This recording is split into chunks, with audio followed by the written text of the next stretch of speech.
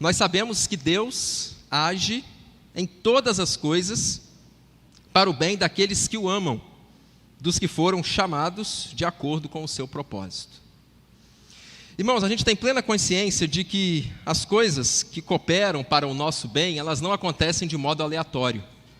Nós não cremos em conspiração do universo em favor ou em desfavor de alguém. Nós não cremos que sejam os astros, os signos, que determinam coisas que vão acontecer em nossa vida. Nós nem cremos que seja uma obra do destino ou tampouco uma obra do acaso.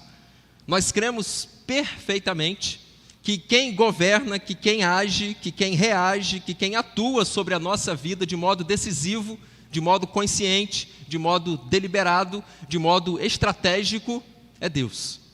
E a Bíblia diz aqui para a gente que Deus age em todas as coisas para o bem daqueles que o amam.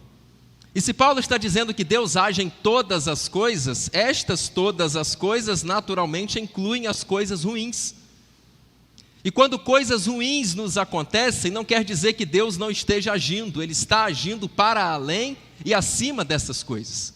Então, quando nós fomos colocados há poucos dias frente a frente com esta situação dentro da nossa casa, no corpo da minha esposa, a gente, logo no primeiro momento, a gente sabe e a gente reconhece, e a gente tem feito isso todo o tempo, do reconhecimento de que Deus está agindo e de que Deus tem um propósito.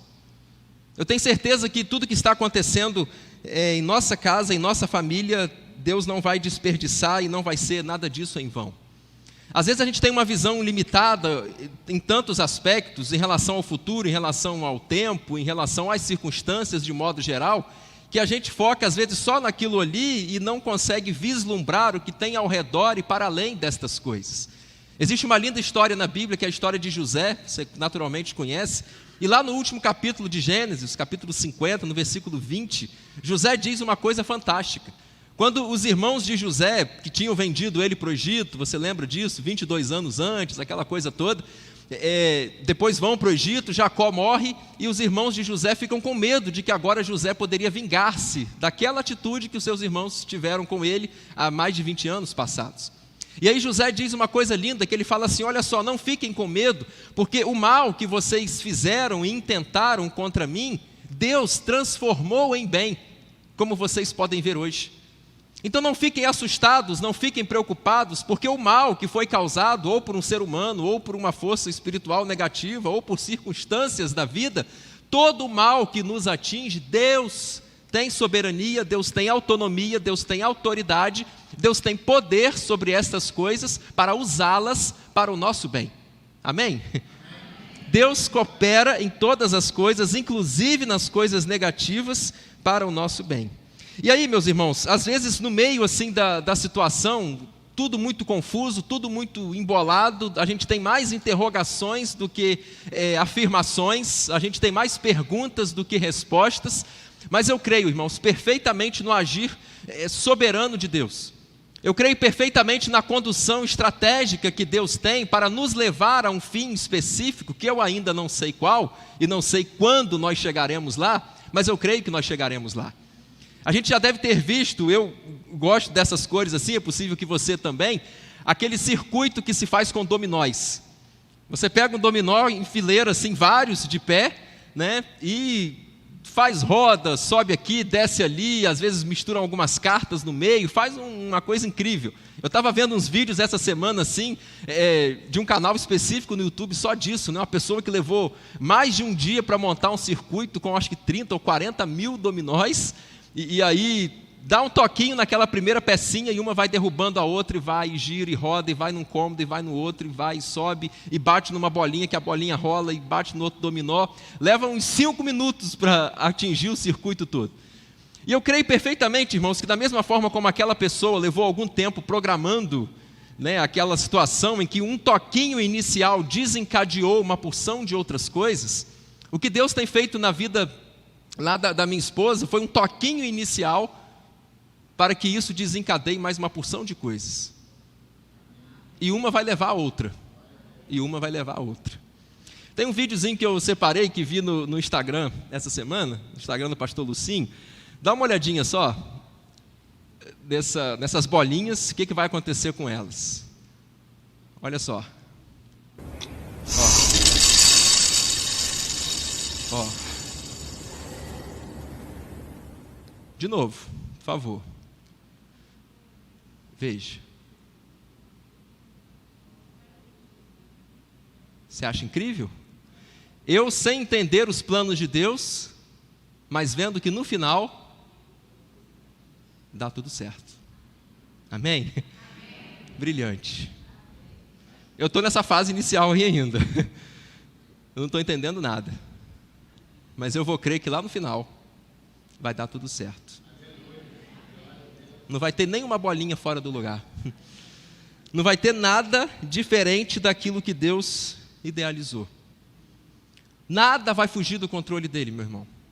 Nada vai assustar Deus. A gente às vezes fica assustado, né? sem tantas respostas, mas Deus está tranquilo. Ele continua sentado no trono, absoluto, tranquilo mesmo.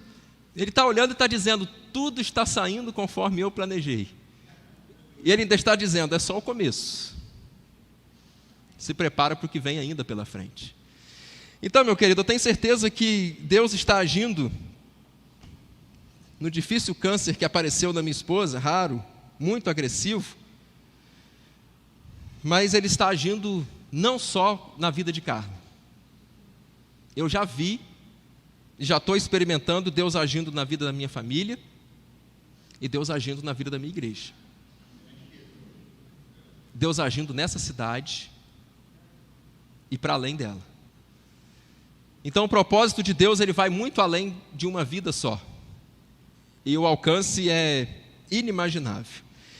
E aí, nessa certeza de que Deus tem propósitos em tudo que acontece, de que nada é em vão, de que nada é por acaso, a partir daquilo que a gente experimentou essa semana, aquilo que a gente confirmou, aquilo que a gente viveu, aquilo que a gente aprendeu, eu quero compartilhar assim com a igreja 10 coisas que Deus fez em minha casa, em meu coração, que Deus me falou durante essa semana de intenso aprendizado. Foi a semana mais difícil até aqui, a gente deve ter outras à frente, mas foi uma semana de um profundo aprendizado. Então guarda aí se quiser fazer algumas anotações em relação a os propósitos de Deus quando a gente está passando por dificuldades, os propósitos de Deus em nossa vida em relação a lutas, em relação a desafios, em relação a problemas que a gente enfrenta. É uma abordagem assim que tem a ver com um aspecto particular, né? Mas eu tenho certeza que se aplica à sua vida também. Em primeiro lugar, eu pude experimentar muito e entender mais uma vez, sabe o quê? A importância da família. Em primeiro lugar. As primeiras pessoas que tomaram conhecimento, com quem nós compartilhamos os desafios e a luta que viria pela frente, foi a nossa família. Os pais, os irmãos, estes primeiro, os da casa, os mais próximos ali.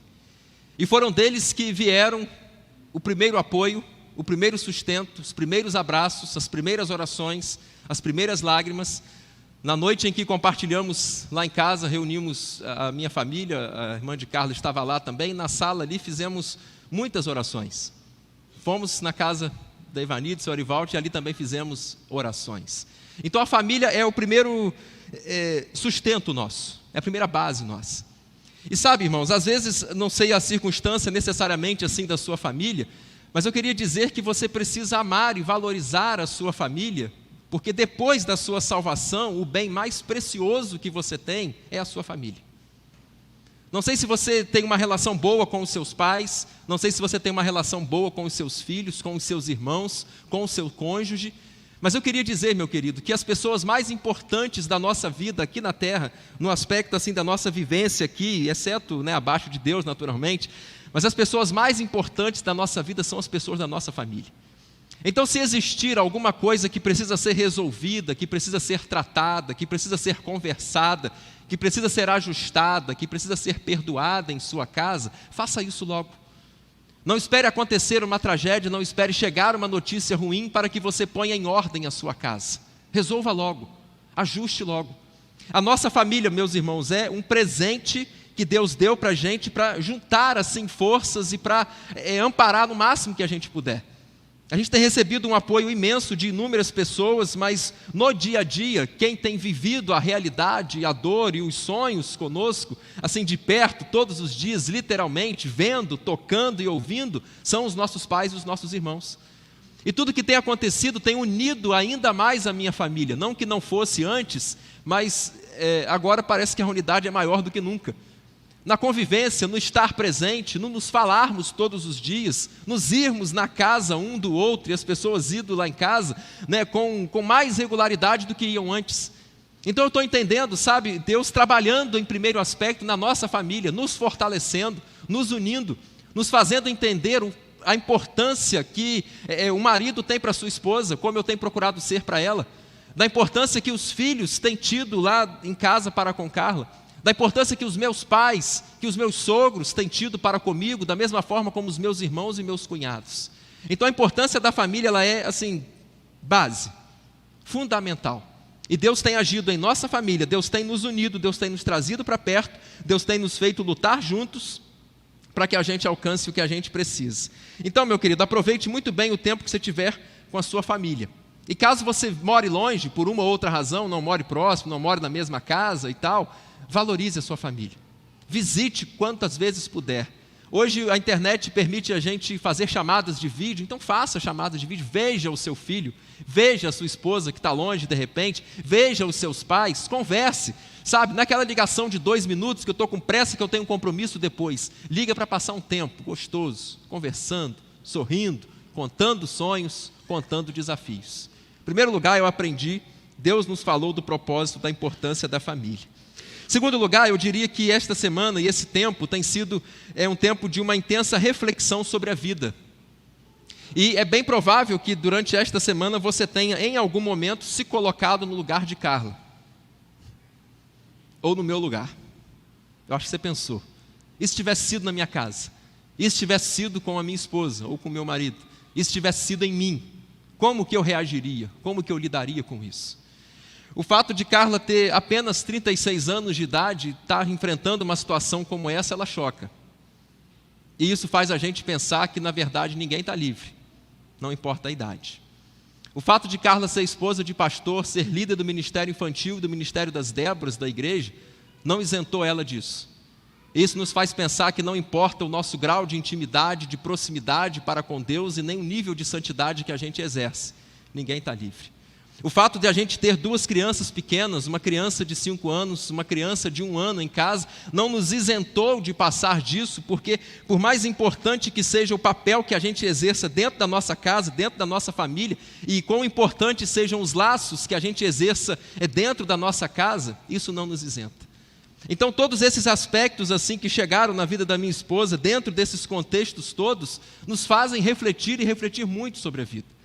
E aí a gente pensa, e tem que pensar mesmo, na verdade, sabe, que a vida ela tem que ser aproveitada, tem que ser usufruída, tem que ser curtida todo dia, todo tempo. Porque vou dizer para os irmãos, estava tudo bem, até o dia em que a gente abriu o resultado daquele exame. E a vida mudou. 18 dias passados, 20 dias passados. Estava tudo bem, até que às vezes chega um telefonema. Estava tudo bem até que chega uma notícia. Estava tudo bem até que chega um diagnóstico. Então as coisas podem acontecer. A gente acorda numa boa, vai dormir bem, acorda numa boa, e durante aquele dia, até você ir deitar de novo, uma coisa dramática pode acontecer. E aí a gente tem então que aproveitar, sabe, muito bem cada dia, cada momento da nossa vida, porque a vida ela não se resume a grandes momentos. O dia do casamento nosso, por exemplo, é um grande momento na vida, mas ele é um dia só. O dia da formatura é um grande momento na vida, mas é um dia só. O dia do batismo é um grande momento na vida, mas é um dia só. Então a vida não é feita assim de vários grandes momentos, mas ela é feita de pequenos momentos, corriqueiros, repetitivos às vezes, rotineiros às vezes, mas importantes.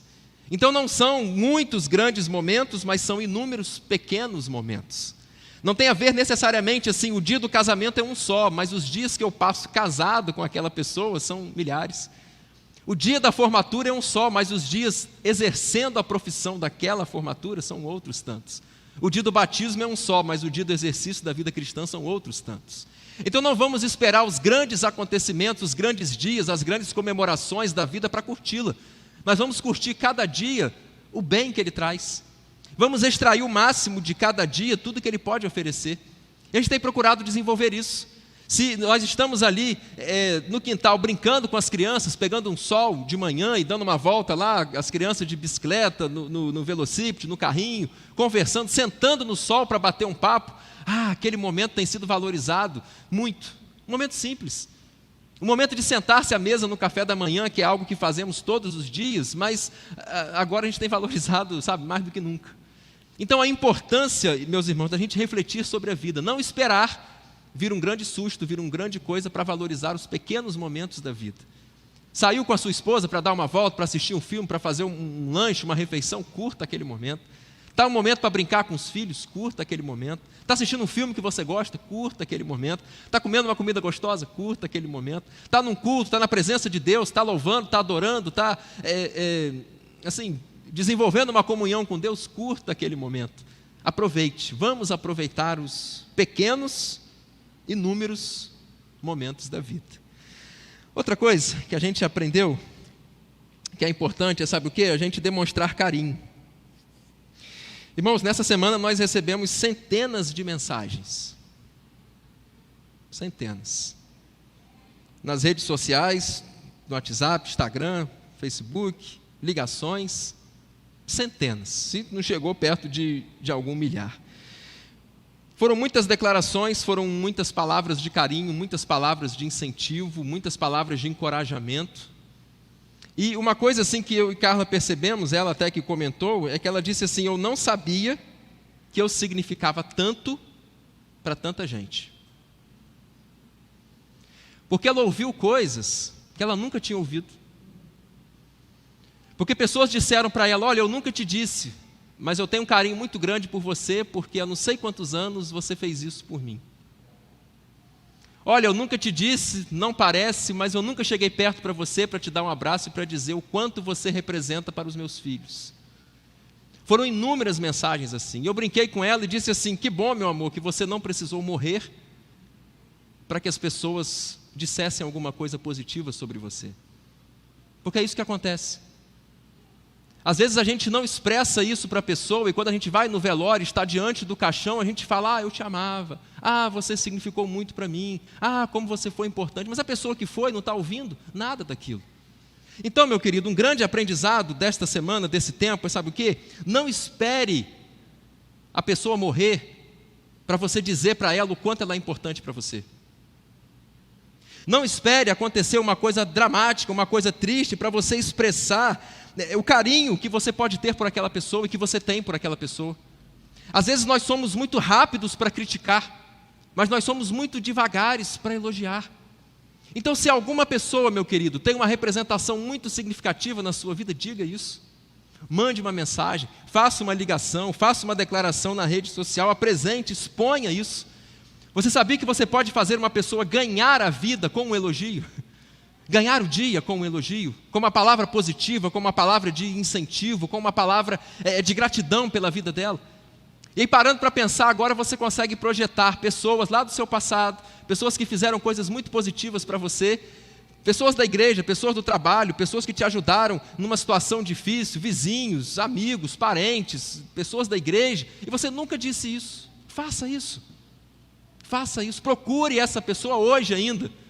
Mande uma mensagem ou faça uma ligação e diga assim: eu amo você, muito obrigado, porque naquele dia você foi fundamental na minha vida, porque naquele dia você fez aquilo para mim, porque naquele dia você me ajudou daquela maneira. Faça isso, meu querido. Há poucos dias, algumas semanas, eu recebi uma ligação de uma pessoa que estava lendo a Bíblia e encontrou um versículo que eu tinha lido para essa pessoa quando certa vez eu fui visitá-la no hospital.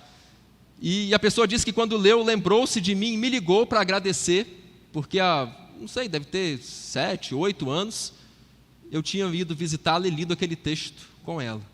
Ela me ligou para agradecer, porque naquele dia eu li aquele texto com ela. Como que aquilo me fez bem? Como que aquilo refrigerou o meu coração, trouxe, alegria, satisfação? Então é isso, guarde isso, demonstre carinho. Outra coisa, sabe o quê? A amostra de solidariedade. Irmãos, tem muitas pessoas se colocando à disposição para nos ajudar de toda forma possível. As pessoas estão oferecendo ir lá em casa ajudar a arrumar a casa. Ó que eu vou aceitar, hein? As pessoas estão oferecendo nos ajudar com as refeições. Aliás, nós já temos recebido, né, diferentes refeições que os irmãos têm preparado e oferecem, leva lá em casa. Agora, antes de vir para a igreja, uma pessoa da igreja passou lá em casa e levou alguma coisa. Ontem à noite, uma pessoa passou lá em casa e deixou uma coisinha. Já uma outra pessoa me prometeu um outro negócio que vai entregar também. Então, as pessoas querem nos ajudar, estão nos ajudando, oferecendo ajuda com as crianças. Olha, a gente pode sair com as crianças, ajudá-las a distrair, para dar um passeio e tal, a gente fica com elas. Porque você deve imaginar como que é a situação dentro do nosso contexto, né, com 2 crianças pequenas em casa, sendo uma ainda bem pequenininha. Então, quando souberam da necessidade de irmos ao Rio, pessoas se colocaram à disposição para nos oferecer carona, para nos levar, para nos trazer, para conduzir a gente lá por onde a gente estiver, né? Então, tem tido assim uma amostra de solidariedade de me emocionar e de me encantar, sabe? Com os irmãos, com os amigos. Porque não tem ficado só no pensamento, não tem ficado só na oração, embora isso naturalmente seja fundamental, a gente vai falar sobre isso ainda, mas as mãos têm se estendido de verdade. Eu tenho percebido que as palavras não são da boca para fora, não são assim, conta comigo, aquele famoso tamo junto, tamo junto, muitas vezes não está junto nada, né? É maneira de falar, mas eu tenho percebido e experimentado que nós estamos juntos e estamos juntos mesmo, né? Eu quero agradecer as inúmeras amostras, manifestações assim de solidariedade e ajuda, nos vários contextos, nas várias indicações de médicos, várias que recebemos, enfim, tudo, né, que tem acontecido. E tudo isso é um reflexo, sabe de quê? Do caráter de Deus na gente. Porque quando a gente tem Deus dentro da gente, a gente gosta de fazer o bem, a gente tem misericórdia, a gente se importa com o próximo, a gente tem empatia, a gente se coloca no lugar do outro e procura fazer pelo outro aquilo que a gente imagina que ele está precisando, ou sabe que ele está precisando, e faz algo por ele. E isso naturalmente glorifica e alegra muito o coração de Deus. Alegra muito o coração de Deus. A Bíblia diz lá em Gálatas para nós levarmos as cargas uns dos outros, porque assim a gente cumpre a lei de Cristo. Então eu quero agradecer, porque os irmãos têm levado a carga conosco. Você imagina um bolo, né, que você tem que dividi-lo em 4 fatias. São 4 fatias grandes relativamente. Mas você imagina o mesmo bolo, do mesmo tamanho, você poder dividi-lo em 200 fatias. A fatia fica menor para todo mundo. Então o que nós temos experimentado é que os irmãos têm pegado a carga conosco.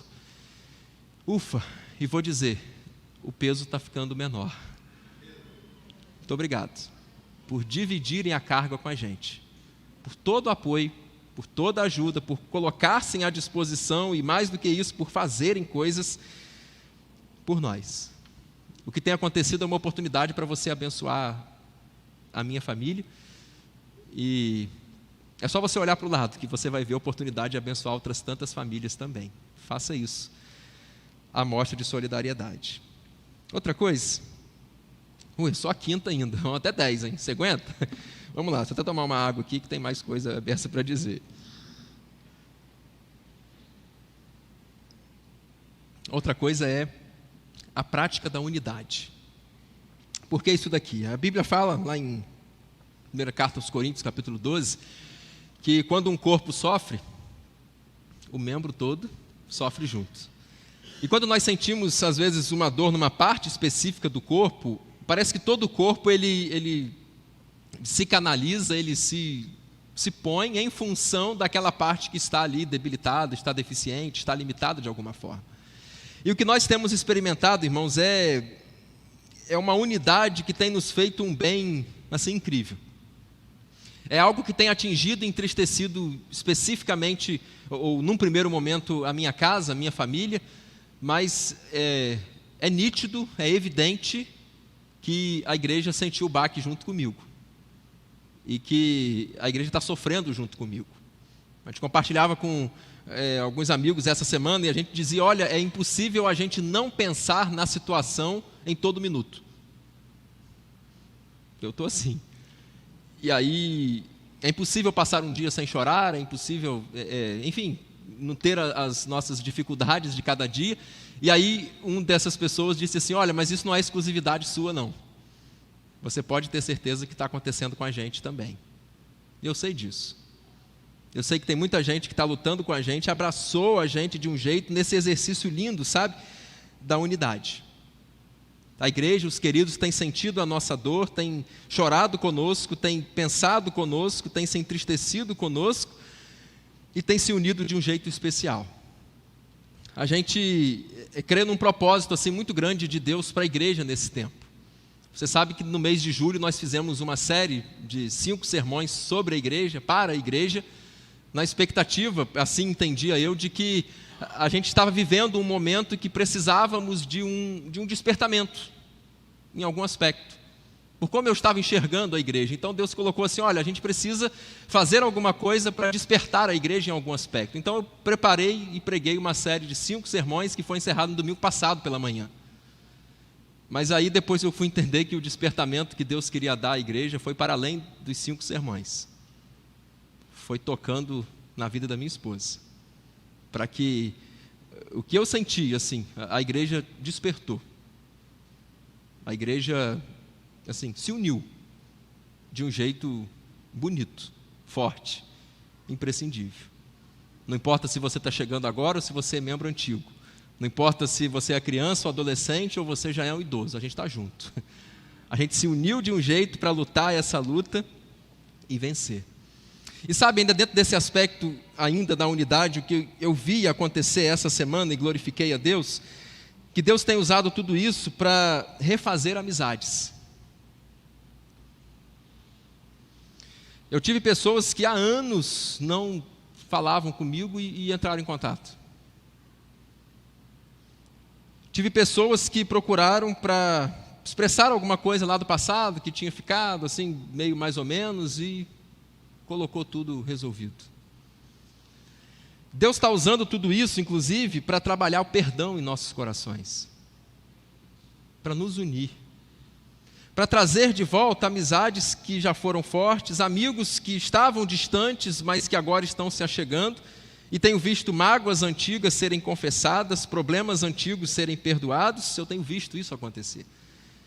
E eu glorifico a Deus porque está usando toda essa situação para tirar da gente corações de pedra e colocar na gente coração de carne. Deixar a gente mais sensível, deixar a gente mais maleável, deixar a gente mais perdoável, deixar a gente mais amoroso, deixar a gente mais perdoador, deixar a gente mais humano, e eu diria até deixar a gente mais divino. mais espiritual, mais de Cristo em nós, a prática da unidade. Outra coisa, propósito grande de Deus para nós foi melhorar drasticamente a nossa vida de oração. Nossa vida de oração. A igreja ontem realizou uma vigília linda de oração. Gravei um trechinho do momento da música, coloquei na rede social, depois você dá uma olhadinha lá no Instagram, no Facebook, o momento em que cantávamos aqui, que eu posso clamar, eu tenho certeza que eu não vou naufragar, porque eu sei que o Senhor está comigo. E aí eu posso clamar e diz no final, mestre, vem me ajudar. E a igreja toda cantando, a igreja estava tipo como está agora, assim, quantidade de pessoas, né, bem cheinha, né, e que momento especial.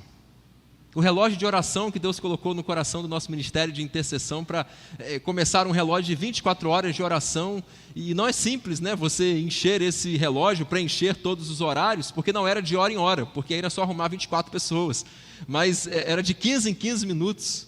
Então é bastante gente, né? Dá 96 pessoas no mínimo, creio, né? E tem mais de uma pessoa no mesmo horário. E aí, em um dia ou 2, estava tudo pronto. O relógio estava pronto e ontem, na vigília, os irmãos nos entregaram enrolado, né, assim, num papel, a lista de todas as pessoas que têm orado por nós, e já está lá guardadinha, e vai ser um testemunho para a gente usar um dia do poder da oração. E aí, irmãos, é possível que o despertamento assim para a oração que Deus tenha nos dado nesse tempo tenha sido assim diferente, porque a Bíblia diz para a gente orar sem cessar. Mas talvez essa semana a gente tenha aprendido de verdade o que significa orar sem cessar. tempo todo, não é? O tempo todo. Talvez há tempo que a gente não tivesse experimentado uma oração ajoelhado. E você deve ter feito isso. Há tempo, quem sabe, ou nunca, que a gente experimentou uma oração de madrugada. Você levantar, acordar de madrugada, ou ser despertado. Várias pessoas me disseram essa semana que 3h da manhã, 2h30 da manhã, acordaram do nada. E Carla vinha na cabeça. Eu tenho certeza que era Deus despertando você. Especialmente de madrugada. As dores são mais intensas de madrugada. Os piores momentos nossos são na madrugada. E aí, se Deus despertar você de novo essa madrugada, não reclame ou pegue no sono de novo, não. Se Deus despertar você, é porque Ele está te convocando para orar pela minha esposa ou orar por alguém. Ore. É Deus acordando você. Você deve ter experimentado uma oração com jejum. Há algumas pessoas jejuando comigo. Jejuando no propósito. Como que isso faz uma diferença incrível. E tem gente orando, irmãos, em quase todas as igrejas da cidade. Tenho recebido fotos, igrejas têm feito vigílias, tenho recebido muitas mensagens de pastores que nem conheço, pastores de outras localidades próximas aqui a Campos. Recebi mensagens de pastores da Europa, da África, dos Estados Unidos, brasileiros que estão lá, que estão orando por nós. A Junta de Missões Mundiais já repassou o pedido para os missionários. E tem milhares de pessoas orando. Milhares. Amém por isso? E eu brinquei com o Carlos e falei assim, olha, a Bíblia fala assim, ninguém conhece os pensamentos de Deus, né? Mas eu brinquei com ela e falei assim, mas um pensamento de Deus eu estou conseguindo entender essa semana. O pensamento de Deus está assim, Carla, sabe? Porque todo minuto o nome de Carla chegou diante de Deus. Eu tenho certeza que ela não deixou de ser posta diante de Deus nem um minuto sequer durante essa semana. E o nome que Deus mais ouviu essa semana foi o nome de Carla. E as lágrimas que Ele muito viu eram nossas por ela. E os joelhos que ficaram minutos ou horas dobrados eram por ela. E as refeições que deixaram de ser feitas por horas, por muito tempo, assim, foram por ela. Então, um despertamento que Deus nos deu para a vida de oração. Orar mais. Orar com fervor, orar com consciência, orar com intensidade, orar com regularidade, orar jejuando, orar chorando, orar de madrugada, orar com alguém, orar. Né? Orar. Deus tem levantado nada menos do que um exército, sabe?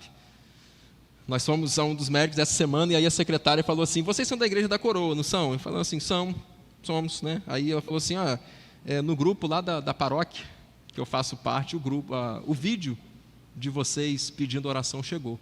E a minha paróquia está orando por você.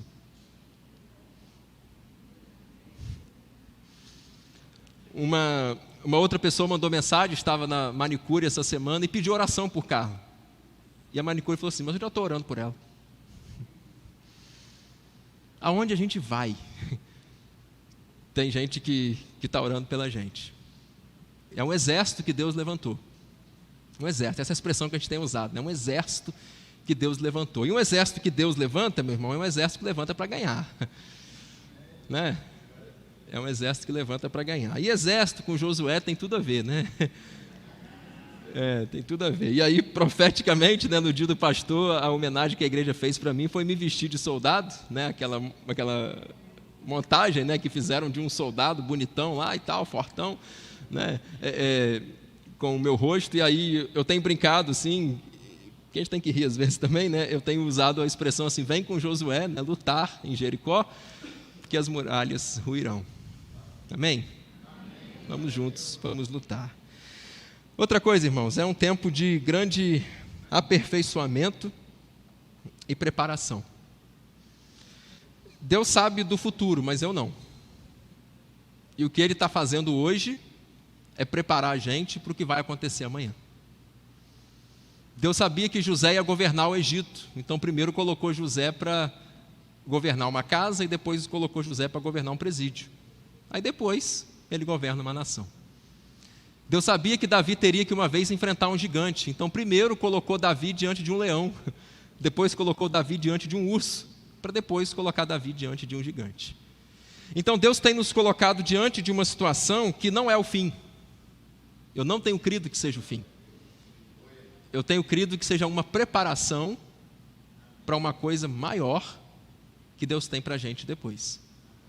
Faz parte de alguma coisa. Ele está vendo o futuro, eu não estou. Ele sabe o que ele está fazendo, eu não sei. Mas a melhor coisa é entender que Deus está aperfeiçoando, está preparando, está moldando a gente para nos usar de alguma forma. A gente olha na palavra de Deus e a gente vê que os grandes, todos na verdade, servos de Deus, eles passaram por dias muito difíceis. Se você encontrar na Bíblia alguém que nunca tenha sofrido, alguém que nunca tenha passado por um aperto maior do que o que nós estamos passando, você me mostra. Alguém que tenha sido grandemente, poderosamente usado por Deus, sem que antes tenha sido profundamente ferido por Ele mesmo.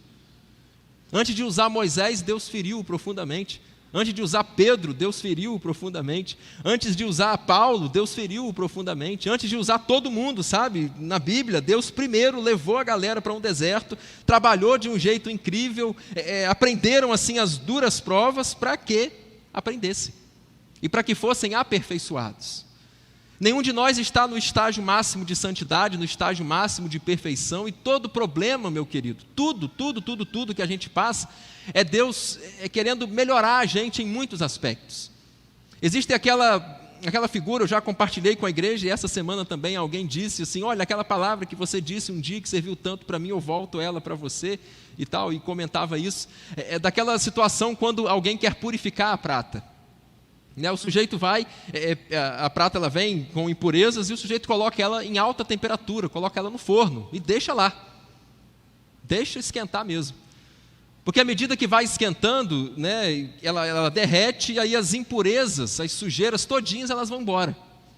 E vai ficando só o que tem que ficar. Vai ficando só a prata. Só que existe um tempo adequado, existe um tempo ideal em que a prata precisa ser retirada do fogo, porque se passar do tempo, ela vai derreter toda e vai perder todo o processo. Então tem uma hora certa de se colocar dentro do forno, tem um tempo certo para ela ficar ali no calor da situação e tem um momento certo de ser retirado.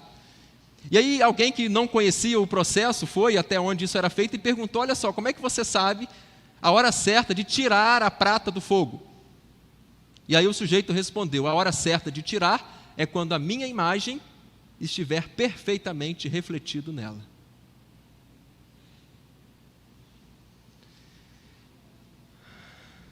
Deus vai tirar a gente dessa fornalha quando Ele vê a imagem de Cristo na gente. Se eu for muito rebelde, muito impuro, vai demorar mais. Então, por isso que eu estou aberto diante de Deus. E estou dizendo, limpa tudo que tiver que limpar, purifica tudo que tiver que purificar, porque eu quero que termine logo, né? Mas eu estou certo de que Deus está produzindo a imagem dele na gente, Jesus. O texto que a gente leu de Romanos 8, fala, Deus coopera ou age em todas as coisas para o bem daqueles que amam a Deus, daqueles que são chamados segundo o seu propósito. E o versículo seguinte fala, o que dantes conheceu, também os predestinou, para quê? Para serem conformes à imagem de seu Filho, a fim de que ele seja o primogênito entre muitos irmãos. Então, todo sofrimento na vida é para deixar a gente igual a Jesus. A própria Bíblia diz que Jesus aprendeu a obedecer através daquilo que ele sofreu. O autor aos Hebreus fala isso. Cristo aprendeu a obediência por aquilo que ele sofreu. Então, todo o sofrimento que você passar, toda luta que você passar, é Deus que está colocando você ali dentro, é Deus que está trabalhando, é Deus que está monitorando, é Deus que está agindo em tudo para deixar você mais parecido com Jesus. O objetivo de Deus não é destruir a gente, o objetivo de Deus não é machucar a gente, o objetivo de Deus não é fazer a gente sofrer, o objetivo de Deus é nos melhorar, nos aperfeiçoar, nos moldar, nos capacitar, nos preparar para o que vem depois. E é assim que eu tenho enxergado que tem acontecido. Digo ainda que tem sido um tempo de profunda dependência de Deus. Porque eu vou dizer assim para os irmãos, se fosse há um mês a gente conversar e alguém comentasse comigo assim, vai acontecer na sua casa isso assim, assim, eu diria, não acontece não, porque eu não estou pronto não. Isso aí não pode acontecer, porque para mim é inimaginável ter que enfrentar um problema desse tamanho. Eu não quero e não vou, não posso, eu não vou ter forças para isso. Mas a partir do momento que a gente descobriu, meu irmão, a partir do momento que as lutas começaram, que os exames aparecem e a gente vai tendo dimensão do problema, e a gente vai vendo o que a gente vai ter que fazer, o que pode vir pela frente, a força de Deus de cada dia tem sido suficiente, meu irmão. Sabe, é Paulo que fala assim, Senhor, o espinho na carne, tira o espinho na carne, e aí Jesus responde para ele, a minha graça basta para você, e o meu poder se aperfeiçoa na sua fraqueza. E aí Paulo diz, então eu quero ficar fraco o tempo todo, eu quero sofrer o tempo todo, porque quanto mais eu sofro, mais dependente de Deus eu fico, mais fraco eu vejo que sou, e quanto mais fraco eu vejo que sou, mais o poder de Deus habita em mim. Então eu vou dizer, alguns irmãos comentaram assim na semana passada, que eu preguei primeiro e depois eu dei a notícia à igreja, e como que a gente teve condição de pregar semana passada, falar aquelas verdades que a gente falou e instantes depois se derramar diante de Deus e diante da igreja para falar aquilo. Mas foi Deus que me fez forte, como é Deus que me está fazendo forte para falar e como e o que eu estou falando aqui nessa manhã. É Deus que está me colocando de pé. É Deus que está me sustentando. E cada dia, meu irmão. O futuro eu não sei o que reserva não, mas eu sei quem reserva, Perguntaram a Billy Graham uma vez, o que o futuro te reserva? Ele disse, eu não sei o que o futuro me reserva, mas eu estou tranquilo porque eu sei quem o reserva. Então está nas mãos de Deus. E Jesus disse, olha, a cada dia basta o seu mal. Então fica com o de hoje. O de hoje já está grande para danado. Eu vou ficar com o de hoje. O de amanhã, o que pode vir, enfim, deixa o de amanhã. Deus está cuidando. Deus já está amanhã lá. Deus já está no dia de amanhã. Ele está cuidando, Ele está vendo e Ele vai me dar força. Há 3.400 anos, Deus procurou um certo Josué e disse assim, seja forte e corajoso. E hoje, Deus procurou esse Josué aqui e Deus me disse assim, cara, seja forte e corajoso. E eu tenho procurado ser. Talvez não consiga todo o tempo, mas eu tenho procurado ser forte e ser corajoso. Porque foi Deus, e é Deus que está com a gente. E a gente está vivendo uma situação, uma frase que eu tenho repetido assim essa semana, é que o que nós precisamos é um milagre. Mas nós temos aquele que pode fazê-lo. Então não preciso de mais nada. Se é de um milagre que nós precisamos na vida da minha esposa, e se eu tenho quem faz milagre, está tudo pronto. A Bíblia apresenta o nosso Deus como a nossa âncora. E a âncora você sabe, o navio utiliza no momento de parar em algum lugar, ou no momento de uma grande tempestade, para o navio às vezes não ficar tão à deriva, eles lançam as âncoras e aquilo dá estabilidade, dá firmeza, dá segurança. E nós estamos no meio de um mar revolto, no mar mais revolto que nós já experimentamos, mas, meu irmão, a minha âncora está fincada. E eu estou firme. O barco até balança, mas não afunda. E eu não vou sair do lugar. Eu tenho orado essa noite, com Carla lá lutando mais uma vez, eu orava e dizia assim, Senhor, se o diabo está esperando me ver recuar, ele vai esperar, porque eu não vou recuar não. Se ele está lá esfregando as mãos e doido para soltar um sorriso, imaginando que eu vou abandonar minha fé, imaginando que eu vou blasfemar, imaginando que eu vou desistir do ministério, ele está muito enganado. Eu não vou. Porque eu estou firme, meu irmão, em Deus. Estou firme em Deus. Ele é a minha âncora, Ele é a minha segurança, Ele é a minha paz, e eu confio em Deus. E a Bíblia diz que os que confiam no Senhor são como os montes de Sião, que não se abalam. Amém? A gente está firme. A gente está firme. O Salmo de número 29 descreve todo ele a tempestade. E fala que Deus manda os trovões que faz o mar Mediterrâneo tremer. o mar grande, como chamado na Bíblia.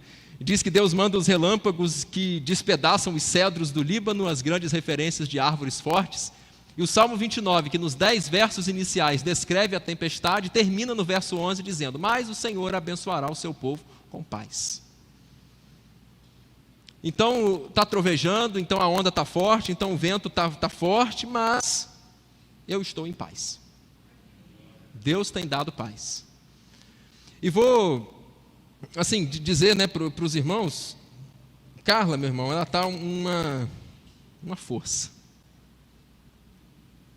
Algumas pessoas que têm tido a oportunidade de estar assim conosco, todas dizem: eu vim de um jeito, mas eu estou indo melhor do que como eu vim.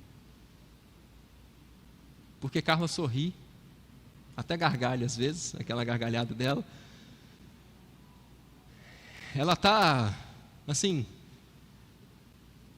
de um jeito incrível, que eu acho que nem ela sabia que ela era tão forte. Aliás, a gente não era, Deus é que está nos fazendo.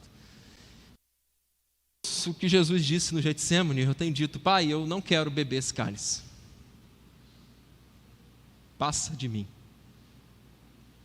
Mas eu não termino a oração aí, porque Jesus não terminou aí também. Eu tenho dito: Pai, não deixa eu sofrer desse jeito. Pai, alivia, passa, eu não quero, não entendo, né? Passa de mim esse cálice, mas o que eu quero não é a minha vontade, o que eu quero é a tua. E se o Senhor quiser que a gente beba o cálice desse sofrimento, a gente vai beber. Porque a gente está submisso. Na semana passada eu falei que já houve situações em que o carteiro entregou carta errada lá em casa, que era do vizinho, e colocou lá em casa. E mencionei que eu já dei parabéns às pessoas no dia errado do aniversário, né? Dei parabéns num dia e não era naquele dia. Porque o ser humano erra de endereço e erra de data. Mas Deus não. Se Deus colocou esse câncer na vida da minha esposa, é porque era para ser nela. E se Deus não esperou ela estar com 80 anos para colocar esse mal dentro dela, colocou agora, é porque tinha que ser agora. E se Ele está permitindo tudo isso, é porque Ele sabe que a gente vai aguentar. Senão Ele não deixava, não. Lembra de Jó? Deus só permitiu que aquele sofrimento todo acontecesse na vida de Jó porque Deus sabia que o camarada ia aguentar. Então Deus vislumbrou Carla e eu antes e disse assim: eles aguentam, eles não sabem que aguentam, mas eles aguentam. Então vou mandar, vou deixar, e eles vão aguentar. Só que Deus não mandou esse sofrimento, Ele está olhando, né, como um espectador indiferente ao que está acontecendo. Se Deus lançou a gente na fornalha ardente, meu querido, Ele entrou com a gente nela. E eu olho para o lado e eu vejo Deus lá dentro comigo. Eu olho para a Carla e eu vejo Deus do lado dela, com ela. E nós estamos totalmente submissos, estamos totalmente entregues, estamos totalmente abertos nas mãos de Deus. A gente não sabe até quando isso vai durar, a gente não sabe o fim disso tudo, mas a gente está dizendo assim: Deus, é o Senhor que está conduzindo, e o que eu estou fazendo é entregando o meu caminho, a minha vida, esta enfermidade, a minha família ao Senhor, e confiando no Senhor.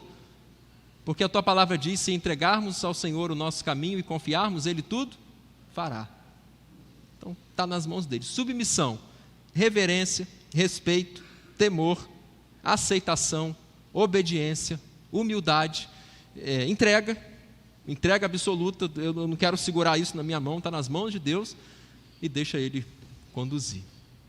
E quero terminar, porque preciso, em 10º lugar, o propósito, um dos propósitos de Deus, o bem que Ele quer produzir nisso tudo, é a glória dele mesmo. Isso eu creio sobremaneira. As pessoas na palavra que pediram vitórias em grandes lutas, nunca pediram para tão somente elas vencerem. Elas pediram para que Deus fosse glorificado.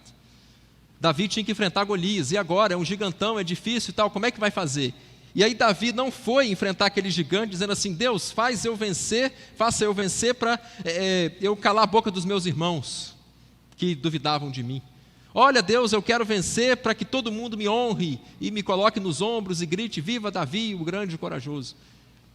Davi foi aquele enfrentamento, foi aquela batalha dizendo assim: Senhor, para fazer isso, para ninguém a te afrontar. É fazer isso por causa do teu nome. Então eu estou pedindo pelo Senhor, não é por mim. E aí Deus ouviu. Porque a motivação de vencer aquela vitória não era uma motivação particular ou de vanglória, era uma motivação da glória de Deus. Quando Elias foi enfrentar os profetas de Baal, chamou todo mundo, o rei, a nação, os 850 profetas dos outros deuses, a motivação de Elias não foi assim: olha, eu quero envergonhar esses profetas todinhos aqui agora. Olha, Senhor, manda fogo aqui do céu para todo mundo agora perceber que eu é que sou profeta de verdade. Não. A oração de Elias foi: Senhor, manda fogo do céu para que eles saibam que só o Senhor é Deus. Hora nenhuma ele pediu para que ele fosse reconhecido, para que a fé dele fosse elogiada, para que ele ficasse famoso, nada para ele, era tudo para o Senhor. E Deus, ele costuma, meus queridos, ouvir orações quando as motivações delas têm a ver não só com o nosso bem, não só com a nossa satisfação, mas acima, especialmente, com a glória dele. Então tudo que eu tenho colocado assim diante de Deus e tenho dito: Senhor, esta enfermidade, esse mal, esse problema é para a glória do Senhor. É para a tua glória, Senhor. E essa semana a gente fala do que o coração está cheio, né? E numa das orações que fiz junto com Carla, saiu uma frase assim que eu nunca tinha pensado nela e nem sabia que eu pensava isso, mas se eu falei é porque estava no coração. Eu naquele momento ali de angústia, uma oração quase que infinita, sabe? Que você fala uma porção de coisa. Aí depois que eu falei, que eu pensei: eu falei isso, então é isso que eu penso. Eu disse assim: Senhor, muito obrigado por ter escolhido a minha família para passar por isso. Porque através da minha família, o teu nome vai ser glorificado. Aí quando eu terminei, eu falei: eu estou agradecendo por isso? Aí disse: estou. Estou porque eu creio com todo o meu coração que Deus vai curar, Carla. Ele pode até não fazer, se ele não quiser. Mas o que eu tenho dito é que ele pode fazer. E se ele quiser, ele vai fazer. Eu estou crendo. Sabe, assim, com toda a fé do mundo. Eu estou assim. E se ele fizer, ele é Deus. Se ele não fizer, ele vai continuar sendo Deus. Mas que eu creio que ele possa fazer, ele pode fazer. E eu creio que o testemunho que poderá ser dado depois, independente do resultado, vai tirar almas do inferno, porque vai ter gente que vai se converter. Eu tenho pedido a Deus para usar isso para edificar tantas vidas, para fortalecer tantas pessoas, e depois, quem sabe, Carla usar assim tudo isso para ela ser uma referência, ser um testemunho, ser um consolo para outros tantos. A Bíblia fala lá em Coríntios, 2 Coríntios capítulo 1, que Deus nos consola para que depois possamos consolar os outros com a mesma consolação com que fomos consolados, né? Então é como se Deus estivesse permitindo que ela passasse por tudo isso, para que amanhã ela seja usada por Deus para abençoar e para ajudar pessoas que passem por situações semelhantes a que ela está vivenciando, situações semelhantes a que ela está passando. Então, assim, a gente sabe que o fim de tudo isso aí é a glória de Deus. A gente não quer mais nada além disso. A gente só quer a glória de Deus. A gente só quer que num culto de gratidão que a gente visualiza assim pela fé, todo mundo glorifique a Deus. A gente só quer que no dia que chegar a notícia: olha, acabou o mal, não existe mais, foi embora, Deus tirou, resolveu, a gente só diga assim: aleluia, louvado seja o Senhor, Deus fez, eu sabia que Ele podia fazer e obrigado porque Ele escolheu fazer. E a gente está crendo nisso. A glória de Deus é a nossa motivação, a glória de Deus é a nossa oração. A glória de Deus é aquilo que tem nos movido. Nós somos vasos só de honra e temos um grande tesouro aqui dentro, para que a excelência do poder seja só dele. E temos dito isso: Senhor, somos vasos. E a gente não quer ser vaso para desonrar o teu nome, a gente quer ser vaso de honra para o Senhor. Então tem sido um tempo em que temos experimentado a realidade de que Deus tem agido em todas as coisas para o nosso bem, porque nós o amamos. Ele tem agido. Ele tem nos ensinado, tem nos moldado, tem nos ajudado, tem nos feito fortes, tem nos feito crer, e assim vamos continuar até o fim. Eu agradeço a Deus pela oportunidade de estar passando o que eu estou passando, para testemunhar do amor e do poder dele, independente do que venha pela frente. Mas cremos e continuemos a crer. Querido Deus, poderoso, maravilhoso. Ó Deus, o Senhor tem o controle absoluto sobre todas as coisas. Nada foge do teu conhecimento, nada foge do teu controle. Nada te assusta, nada te faz perder o sono, nem o apetite. Nada te espanta, ó Deus, ou te perturba. Nós sabemos, ó Deus, que o Senhor, ao controlar todas as coisas de modo tão soberano e maravilhoso, pode trabalhar em todas elas de forma a elas contribuírem sempre para o nosso bem. Ó Deus, mesmo quando as coisas vão mal, o Senhor continua sendo bom. Mesmo quando as coisas estão ruins, ó Deus, o Senhor sabe e pode usar, ó Deus, as coisas ruins para trazer uma bênção para nós. Ó Deus, é da tua aprovação, da tua vontade, ó Deus, que a minha esposa esteja passando por esses dias, ó Deus, tão terríveis. Ó Pai, é assustador, ó Deus, tudo que a gente pensa, toda a situação, meu Deus, todo o contexto, ó Deus, em que a gente foi inserido de uma forma tão abrupta, de uma forma tão inesperada, ó Deus, e tão intensa assim. Mas é o Senhor quem sabe, é o Senhor quem permite, é o Senhor quem faz, e a gente não duvida, a gente não questiona, a gente não reclama, a gente só pede misericórdia, só isso. E a gente pede a tua cura também, porque é para a tua glória que a gente está pedindo. Obrigado a Deus, porque tem sido um tempo onde o Senhor tem trabalhado de maneira muito especial na vida de todos nós. O Senhor está usando, ó Deus, esta enfermidade da minha esposa para trabalhar no coração dela, no meu, dos meus filhos, da minha família. Mas o Senhor está usando isso, ó Deus, para trabalhar, ó Deus, no coração desta igreja. O Senhor está usando isso, ó Deus, para trabalhar no coração de muitas igrejas, ó Deus, de muitas pessoas, ó Deus, de vários estados do Brasil, ó Deus, que estão orando por Carla. Pessoas, ó Deus, de outros países, de outros até continentes, Senhor, que têm orado por ela. Ó Pai, o Senhor tem feito já, ó Deus, algo tremendo, Senhor, algo maravilhoso, algo poderoso, algo sobrenatural. E queremos, ó Deus, permanecer e persistir assim, ó Deus, até o final, Jesus, até o final.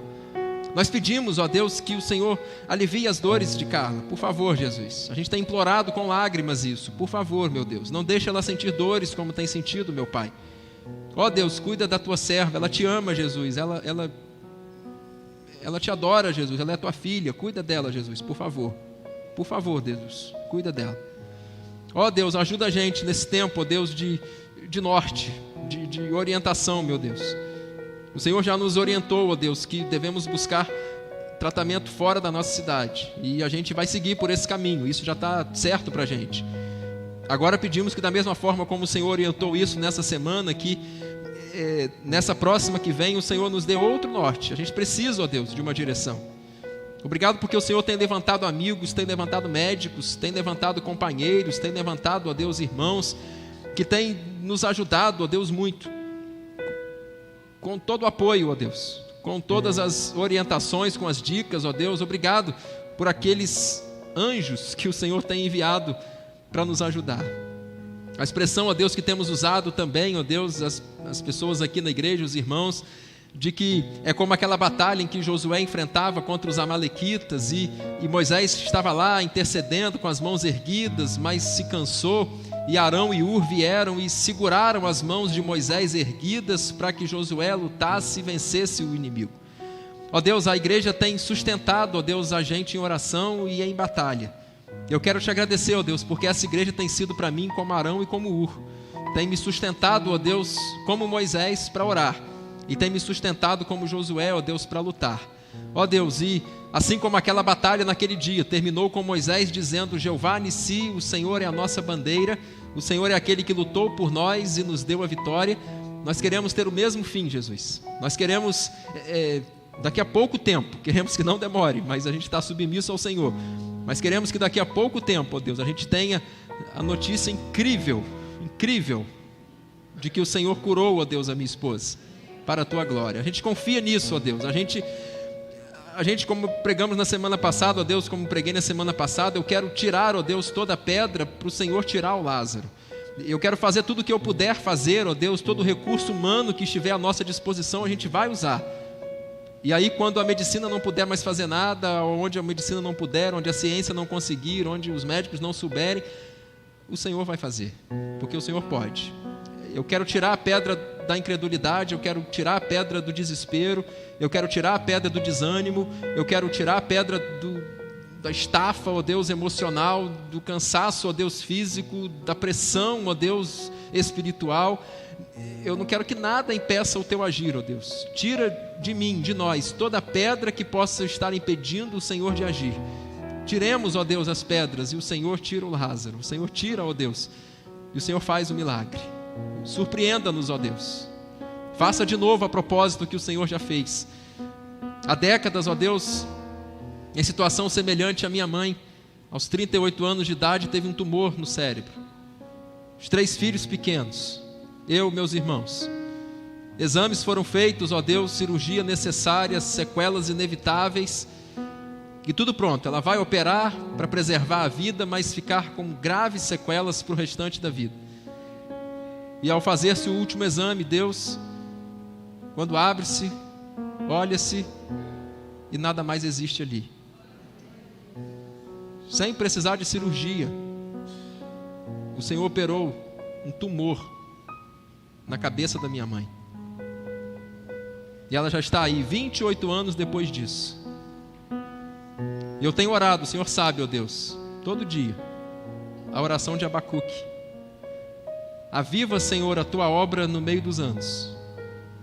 Em outras palavras, faz de novo, Senhor, o que o Senhor já fez. Faz de novo, Senhor, o que o Senhor já fez. O Senhor pode tirar o câncer de Carla agora, eu sei. O Senhor pode. Se for da tua vontade, meu Deus, faça isso.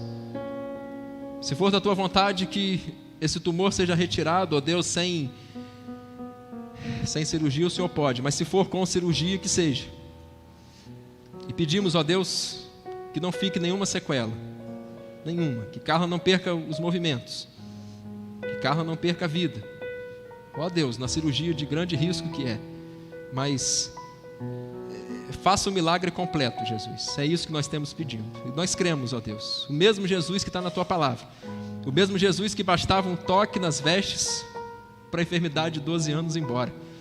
O mesmo Jesus que, distante quilômetros do servo do centurião, disse: ele está curado. E quilômetro de distância o homem foi instantaneamente curado. O mesmo Jesus que tocou em cegos, o mesmo Jesus que mandou paralíticos levantarem, pegarem a maca e saírem pulando. O mesmo Jesus que gritou para um Lázaro morto há 4 dias sair daquela sepultura. O mesmo Jesus que no decorrer da história, para além desses 2000 anos e dos eventos bíblicos, realizou outros tantos milagres, inclusive na vida da minha família, inclusive na vida desta igreja, pois há pessoas aqui, ó Deus, várias que já foram curadas, ó Deus, do câncer, ó Deus, com tratamento, sem tratamento, isso não importa. O importa é a gente ser curado, Jesus. E é isso que a gente está pedindo, Jesus. É isso que a gente está pedindo. Faça de novo o que o Senhor já fez. É para a tua glória, Jesus, é para o teu louvor, é para a exaltação, ó Deus, do teu nome, é para a salvação, é para a edificação, é para conforto, é para tudo. Obrigado pelo descanso, pela segurança, pela força, ó Deus, que o Senhor nos dá. É um dia de cada vez, ó Deus, é um gigante por dia. Mas é gratidão, ó Deus, ao fim de cada dia, por ter vivido e vencido mais um. É gratidão, ó Deus, no fim de cada dia, por ter suportado, ó Deus, aqueles dilemas e renovado a esperança para o dia de amanhã. Ó Deus, em Ti está a nossa âncora, o Senhor é a nossa esperança, o Senhor é a nossa salvação, o Senhor é a nossa cura, o Senhor é a nossa resposta, o Senhor é tudo de que nós precisamos. Nós não vamos te abandonar, nós não vamos desistir, nós não vamos vacilar, hora nenhuma. Nós estaremos contigo até o fim. E muito obrigado pela certeza ainda maior de que o Senhor estará conosco até o fim também. Age, Senhor, em todas as coisas para o nosso bem e para a tua glória. E que a graça do nosso Senhor, do nosso Salvador Jesus, que o amor maravilhoso de Deus, o nosso Pai, e que as consolações e que a força do Espírito Santo de Deus permaneçam sobre todos nós, não só até o fim dessa luta, mas até o fim Amém.